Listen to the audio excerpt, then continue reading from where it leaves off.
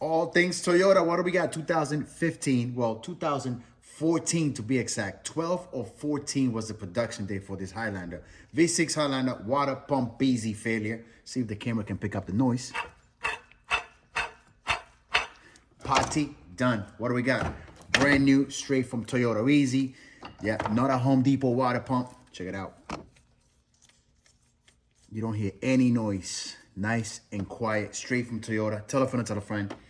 Like always, you know, it's good repairs are done with the thermostat. Make sure you get a new thermostat with that. And if you're doing this at home or you're doing it with your friend, buddy, sisters, wife, side piece is doing it for you, get yourself a brand new serpentine belt. Don't take off that old belt and put on that same old belt when you had it out already. There's a chance to put a brand new belt.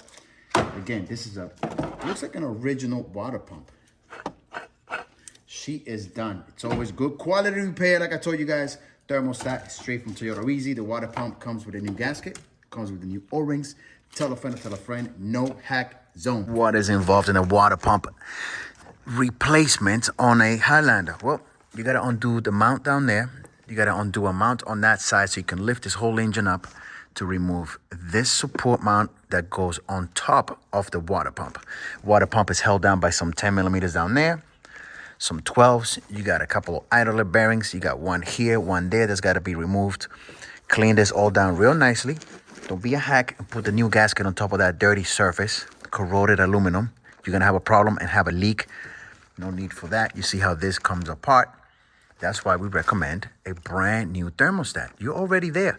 Don't go back together with the old one when you have a perfect chance right now to put a new one on. That's 10 years old. Don't be that guy. Don't be that guy. Tell your mechanic to give you a new belt too, because right now is the time to do it. You're not going to go back together with that old belt. Go back together with a new belt, brand new belt. It's a nice spot right here for these lights, right? Snap Easy in the building. Snap Easy. Snap Easy. Tell a friend, tell a friend. There's a brand new gasket. Put some FIPG on it. Just a little bit. Just put a little skim of FIPG on each side. You don't got to get crazy. Don't be a hack. New O-ring's going to go there. It comes with the kit. You see it there. And that's about it. So let's go back together with this thing and start it back up. Going all back together. About to put the belt on. Tip of the pros. Perfect timing. That lower tensioner bearing right there, it is reverse thread.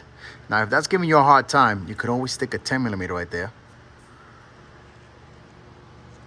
And it'll hold it from moving. It bottoms out. You tighten this up nice and snug and you're done. And that also serves for when you put the belt on, then you release it and you're good to go. So you don't need 3 hands to do it. Don't fight it. If you're fighting it, something's wrong. Check out the new pump.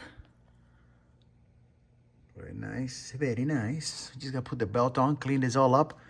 Take a look at this oil pressure switch in here because they're notorious for going bad. And it's right there. It takes 2 seconds to do it. Don't be a hack. There we go. Blip, blip, blip, blip. You know what it is. All things Toyota.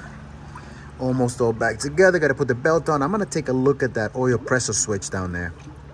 Things are notorious for leaking. Also cleaned up over here.